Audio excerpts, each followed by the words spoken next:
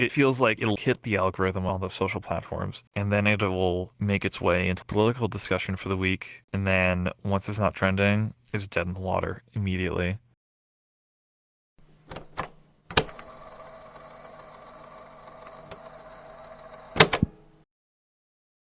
Alrighty, I'm Chloe. I go by she, they. I'm from Connecticut. So I guess we're here to talk about Sandy Hook, sort of my experience with it, like the day of and sort of the aftermath and all that. So I was in, God, I think it was sixth or seventh grade at the time. And the way that the school districts are set up in, the Newtown space is that there's elementary school, there's Holly, Sandy Hook, and people are going to kill me for this for not remembering the other one. But I think there's three elementary schools. Then there's an intermediate school, which is fifth, sixth, middle school, seventh, eighth, and they have the high school for the rest of them. So at the time, I was in the intermediate school. My brother was in fourth grade in Sandy Hook. Pretty much the day of, the first thing that happened that I remember was we were in, I think it was in like either English or history. And the way the classrooms are set up is that it's like you have two teachers, one covers half the subjects, the other covers the other half. We were in like either one of those subjects, class goes into lockdown. What usually happens, we had lockdown drills all the time. So in, I guess, the back of all our heads for like the first like 10, 15 minutes, we're like, okay, we're just in a drill and we're chilling. And then 30 minutes go by, you're like, this is pretty long. 45 minutes, an hour starts, and you're like,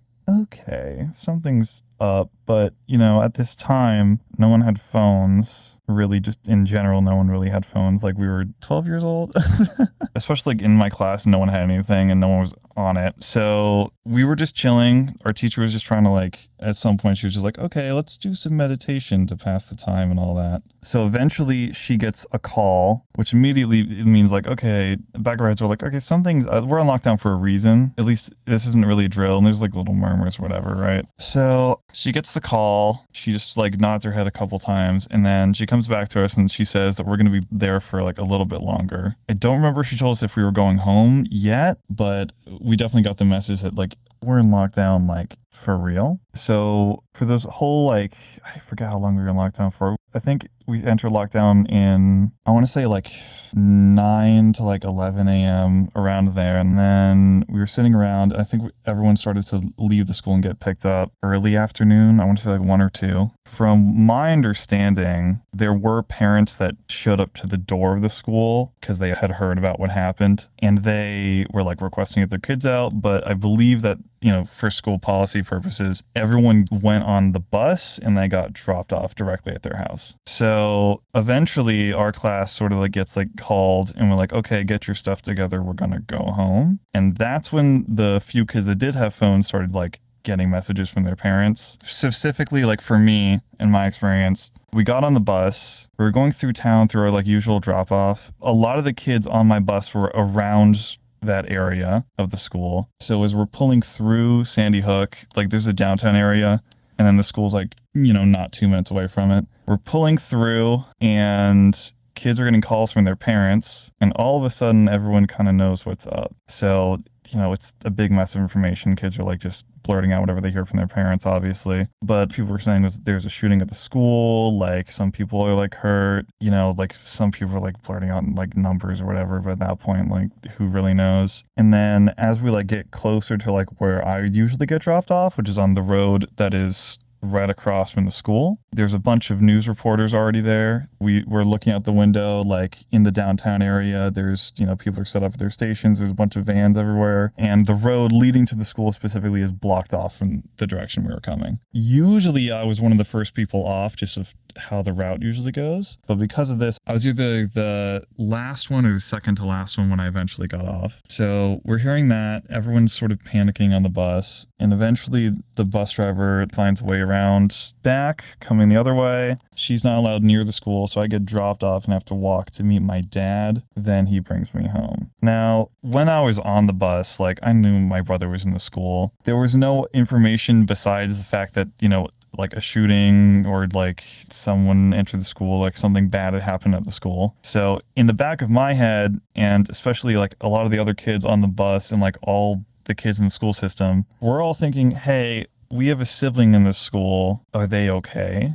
right? Like, are they hurt? Were they killed? Like, we don't have any information. Most of the kids on the bus aren't in contact with their parents at this point. The only thing the parents know is where they're going to pick them up. Like, the bus company had to call my dad to tell him to pick me up there, but there's no information. So definitely, like, on the way back, just the anxiety that everyone was feeling, that stuck with me for a long time. Now, when I was dropped off and I walked up to meet my dad, he told me like my brother was okay. And at that point, a lot of the anxiety sort of went off, or at least it was like off my shoulders. But there were two people waiting for me when I was walking back. There was my dad, and then there was a news reporter. And the news reporter, I assume my dad talked to her beforehand, maybe not. But I walked up to my dad. He said his little thing. We started walking, and then she asked if she could interview me, little 11-year-old me, trying to get back home from school. And of course, my dad shuts her down. Coming from the direction we were from the school, it's like over the crest of a hill. So I wasn't seeing anything until we started walking. And then we walk over the hill, and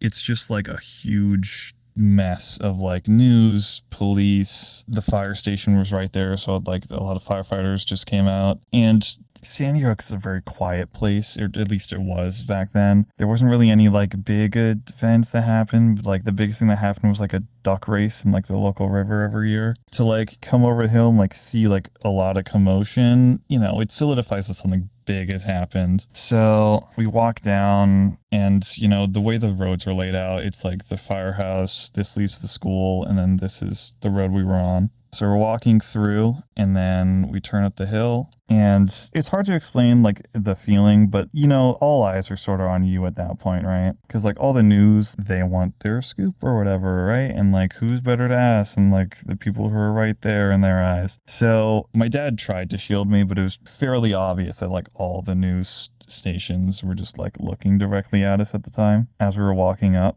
And, I didn't realize that at the time, but that's like commotion. Like that wasn't just gonna like go away that day. Either we're driving back up to get to the house or whatever. There were people there for quite a while, especially news vans on like the anniversary. Like people will like talk about it for like gun laws or whatever. Sometimes there's someone getting B-roll there. Sometimes like at the 10-year, I'm pretty sure I saw a van around. As we walked up, it was like every house sort of had like cars parked in their lawn, and we were a bit further up the road, so we didn't really get everyone like right in front of our driveway or like asking to park on our lawn really. So we got home, my brother was there, my dad like had to explain to him what happened, because thankfully he was on the other side of the school from where the shooting was taking place. And then like the rest of that day was just really like weird feeling. Obviously there's like a lot of relief, like when like personally like, hey, this family member of mine's okay. But there's also like that thing, like it could have been him. Like aren't even like my friends, like are their siblings like good? Like what about like the people that worked in the school? Did I like know any of them? Because I went to Sandy Hook myself, right? It's still kind of like really weird to think back on it a lot, because let's say it happened like a couple years earlier. That was one of my classrooms that I had in first grade. Like one of the classrooms that he entered, that was one of my classroom. So if it happened a couple years earlier, could I have been it? Like later, like who could have known, right? The following couple weeks were pretty weird at school. Of course, it was mid-December, so like winter breaks coming up. So the school really shut down like any sense of urgency on like the actual like education front, and their biggest concern was just making like a little place to like escape from what was happening in town at the time. So we had like extended break period in the middle of the day, and at least in the intermediate school, because the classrooms were connected, they opened up the walls, and it was like this big sort of like everyone in like our class would just mingle for a little bit or play a movie or something like that, just to like get people's minds off everything. No one in our class in particular was directly affected, I believe, but I'm sure for like anyone who was, that was to keep routine and to have like a place to escape, that was beneficial. To like come home every day, especially in like the direct following days, to see people had driven up from like New York and they were bringing flowers or banners, and just to sort of pass that by and see that every day, that stuck with me for a lot of it. It's just like so many people from around the world either donated a lot of money to the town, so they built the new school and they paid for the memorial and all that, or they drove from hours away just to leave flowers in front of the school or anything like that. I think it it made everything feel a little less like confined, I guess. It's hard to explain it. Just to sort of see that people cared. It's like a feeling of community, but it's like a lot wider. It's like everyone sort of got together and was like, hey, we recognize it's evil happened and we're not going to like stand for it. We're going to like support those who are affected, all of that. And I think that continued for quite a while. And now with the memorial that was finished. Well, it's fairly kind of hidden in town. It just sort of feels like the memory is being honored, I guess, in like a sort of a real, like tangible way. It's more than thoughts and prayers. Yeah, exactly. It's more than thoughts and prayers. It's like people will come out of their way to actually like definitively support the people that were affected. I think like the impact on the town's like still like, especially with like the Alex Jones trial, that's still being like in the news cycle and like he still hasn't paid out, I forgot the word is like repercussions or something for the slander, like, financial compensation. To go through like high school, especially, and to like see your classmates on TV talking about gun violence, it's not normal, at least as far as I know. It's weird to see them like be on TV or like getting interviewed or like, the parents who like set up the Sandy Hook Promise Foundation or like any of the foundations or programs or whatever that were set up in honor of the victims to like, be like near these people other than what they're doing and like what they went through, like my classmate or the person down the road or one of my coworkers. It kind of puts into more perspective for me, at least, like, if someone does go through like a tragedy, that doesn't like remove the fact that they're still just a human and they're just trying to get through life. Right. So a lot of the media coverage over the last couple of years has shifted from what we can do to stop this from happening, the kindness that people showed in the aftermath. And now we're talking more about kind of this new era of politics where things like what happened in Sandy Hook become pieces on a board, and specifically one man who has done a lot of that. Can you tell me about how that's affected your community? So it's weird to sort of see your town or like your community mentioned as like a sort of like a political pawn, yeah, to like make, either ridiculous arguments or, pretending that it's not true or just outright lying about it. Especially like, the frequency of shootings has increased and it's become very commonplace to see like school shootings specifically in the news. I think it's damaging to, the goal, I guess, of the community here, which is to stop any of this from happening, just like period, in the future, right? That's why the Sandy Hook Promise Foundation exists. That's, why stuff like Race for Chase and stuff goes on in town, because we want to like push forward some sort of positivity out of this, because the focus gets dragged away from positive impact. It gets dragged to like the Alex Jones case and like his whole thing where it's like fake, or it gets dragged into like, why are these parents suing? I think it was Remington they went after. I think they went after it because it was one of the guns used. The focus seems to be like, why are they trying to go after Alex Jones or like stuff like this? The efforts made towards like actual positive change are getting drowned under people's obsession with political figures and like stupid cases that shouldn't be really the focus, I think. It's been a topic, especially in like the last like 5 years, I want to say, about how like we don't want to give attention to the people that cause these disasters because, either they're, seeking it for some reason or it idolizes them. Yeah. From an outsider's perspective, what I see is a distant memory of what happened and one man causing so much damage afterward, when I know the opposite is true for you. It's a memory that never goes away. Yeah, it's weird because like this goes for like any sort of event, like whether it's like Sandy Hook, another shooting, another disaster. The perception of it changes a lot over time. Directly afterward, everybody's on the side of, oh, thoughts and prayers, let's like send a donation, like it's such a tragedy. And then like 6 months after, it might be in the news 1 or 2 times, and then like a year or two after, a lot of people just forget, it seems like, and it just gets buried into like a new news cycle. Like Uvalde, for example, I don't really see that online anymore, but it's very recent, especially in comparison to like Sandy Hook or like Columbine or anything like that, right? It's still like super recent, and it should be, in my opinion, more influential on the decisions we're making, but it's not. I don't see it brought up. If it's specifically about gun laws, it's like Sandy Hook or like Uvalde or anything else, they're going to get brought up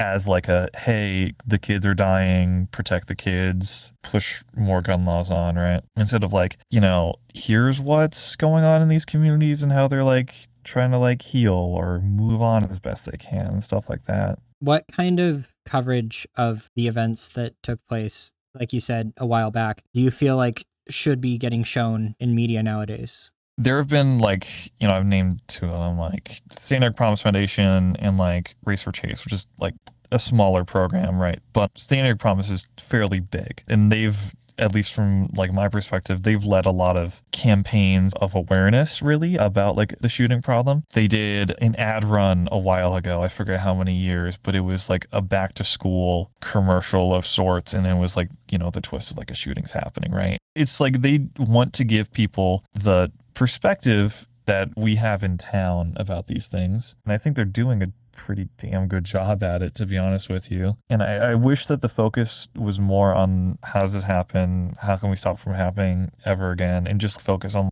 what actually works, what can we do to like better, like specifically, this is a very America-centric problem, like what can we do like nationally to fix this? Like, is this an issue with our school system? Is it an issue with like our mental health? Is it an issue with, our gun laws and stuff like that? I wish that more of the news cycle was like covered on how efforts to like help repair the town or efforts to like make any sort of like meaningful change take place. Because, to be frank with you, as much as these organizations have done to like raise awareness, not much has actually happened in the way of laws or structural changes. It still feels like it's been very stagnant for like 10 plus years. Like nothing's really happened that's meaningful, especially on like a national level. It just got held up in debate for so long, and then it just whittled away and it died off. And then every time a school shooting happens, it pops up again, and then it'll just whittle away and it'll die off again. And there's no like legitimate effort, it appears, in like the higher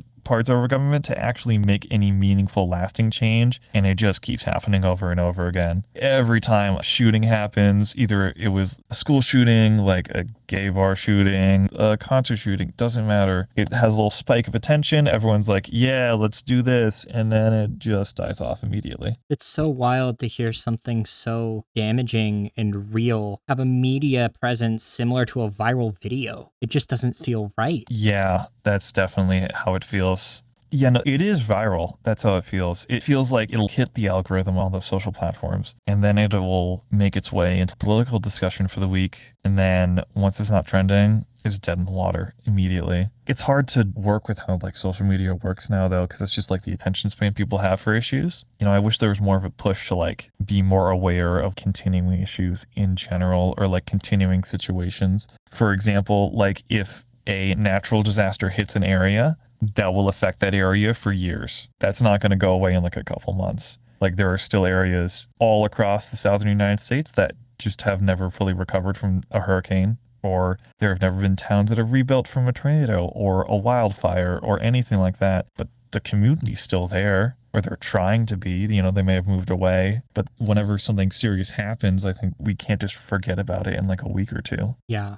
You've mentioned that you feel that more real change needs to come from events like this. I agree. Can you tell me what kind of change you are looking for? It's hard to be able to have any meaningful like gun change happen in America. It's such a spiteful conversation every time it comes up, and it feels very sports teamy, as a lot of American politics tend to. It's like you're either with or against us. You're either like for guns or against guns, right? I think that a more short-term effective solution would to be focusing on why does our school system produce people that are capable of doing that thing? Like, why specifically in our country is this an issue? Why in America specifically is it we have all these people that are capable of doing these atrocities? It doesn't feel like it's proportional in any way. And regardless if you take out the guns out of the equation, still a lot of violence going on. And like that clearly has to be an issue with how we structure, how we raise kids in this country, or in like what environments we put them through. Yeah. So when you think of these ideas and how we need to approach the problem, do you think of any policy changes that could be made? Because if anyone's the kind of person who would be able to say, this is what we need to do, it feels like someone who was there would be the best one to ask for it. I think that first and foremost, our education is underfunded and it's under researched. I think that's just a flat truth of what's going on. And I think more specifically, there are no like sure there can be like resources within the school to like, receive like any sort of mental help or anything like that. But I don't think any of them that from what I've seen, like even in our own school system in Newtown has been very effective. I just don't think it has been. Like we would have lectures on like bullying or like we'd be encouraged to go like see the school psychologist or counselors, whatever. None of it feels like it really does much. And I think there needs to be a lot more effort put in specifically creating more legitimate awareness within the student body about the actual effects of like if you see someone's bullying, like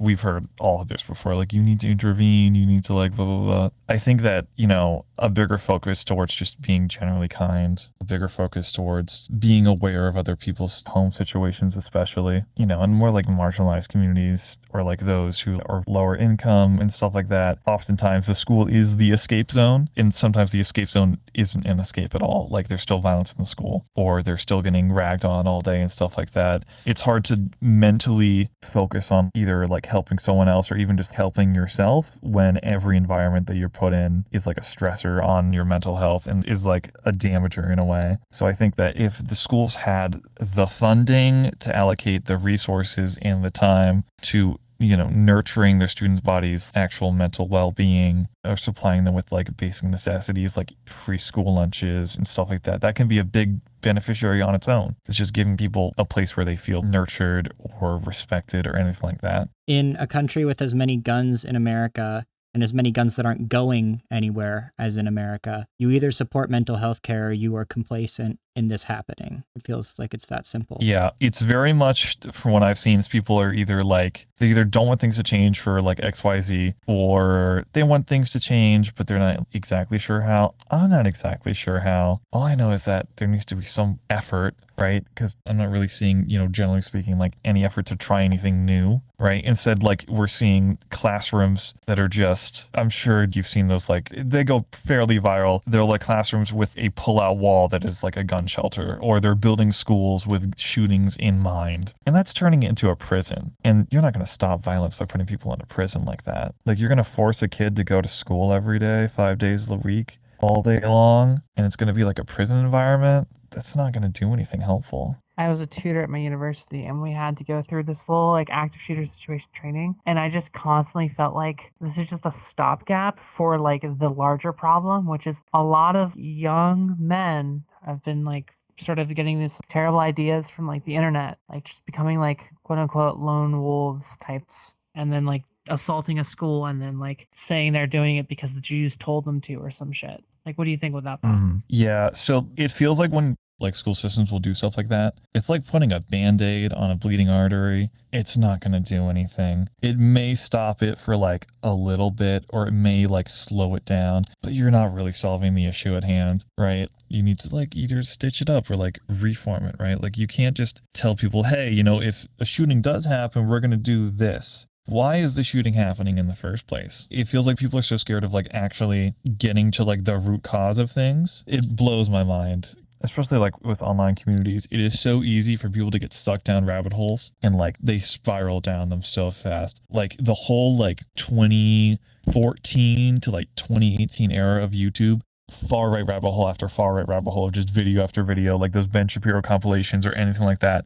People just get sucked down into them, especially like on Reddit. They'll go to like incel forums, doesn't matter. They want to find any sense of community or like safety or like recognition about what they're feeling, what they're thinking. They want to get like confirmation, like, what they're feeling is legitimate, and they'll just latch onto the first thing that gives them that. And I think that if there was more efforts toward healthy communities to go to or healthy resources to like talk about people who feel this way, like whether it is like a therapist or it's just being encouraged to talk to a trusted adult. There is an amazing video by Jacob Geller, which is called Games, Schools, and Worlds Designed for Violence. Yeah, I've seen it. Yeah. So good. I've Yes. seen that. He literally pulled off being able to describe the way that school shootings impact communities with Gears of War, and I find it absolutely beautiful. When that video came out, I saw it like I think like a couple days afterward. It blew my mind because he just got it so right. He just explained it so right. Especially like, you know, he did talk about the new Sandy Hook building and how there's a moat type deal or like the windows are barred. He did hit it right on the head, yeah. Yeah. So as Rose was saying, the right-wing rabbit hole is a pretty much direct path to violence in the way it is designed and enacted by social media platforms. How do you think we can combat the ways that young white men are conditioned to be ready to do this? Man, asking the big questions tonight, huh?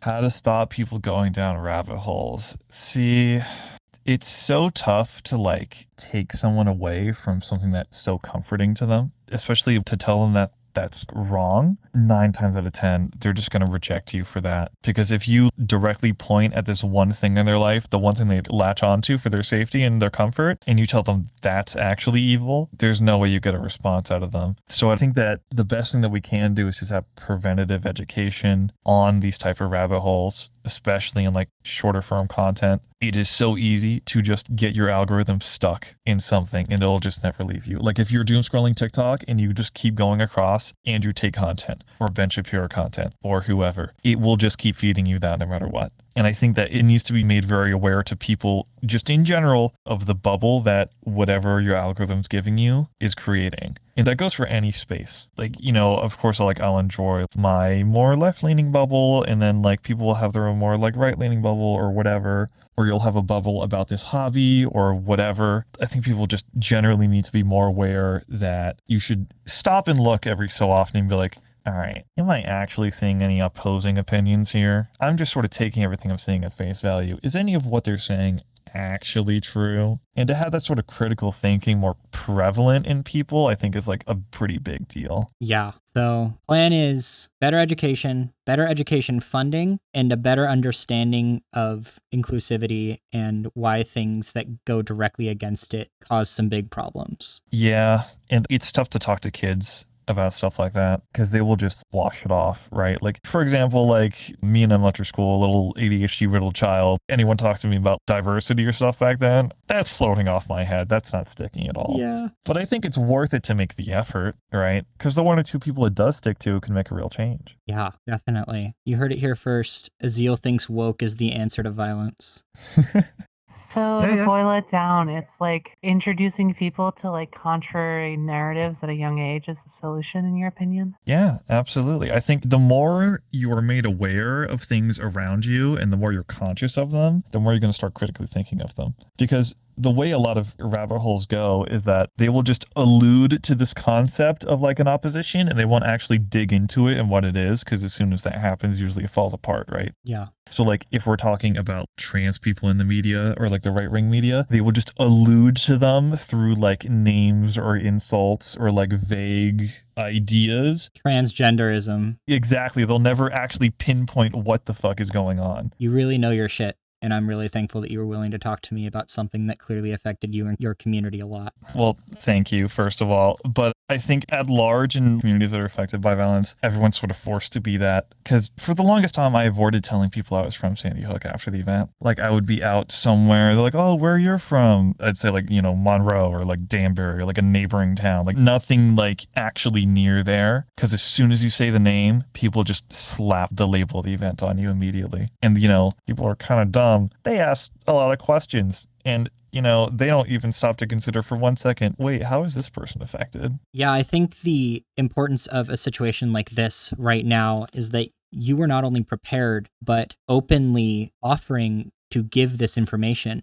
You weren't doing something else and completely blindsided by it. I can't imagine how stressful that must be when it happens. Yeah, you know, frankly speaking, I'm on the lighter side of people that are affected by, you know, that event specifically. Like I've talked to people whose relatives were the victims or like, you know, there was a family friend or something like that. For me to have my perspective on the lighter end of like being affected by this, I can't even fucking imagine what it's like for them. I really can't. And, you know, it'll be as something as simple as like someone brings up the name of the town and like there's police sirens in the distance or something like that. That's enough to get people going, right? And the entire community here, the people that at least were around at the time, right? There's that big sense of memory and PTSD, for lack of a better term, for a lot of people in town, and it's still stuck with them. It still sticks with me. I'm sure it's going to stick with them for the rest of their lives. Tell me a story, I wanna hear it.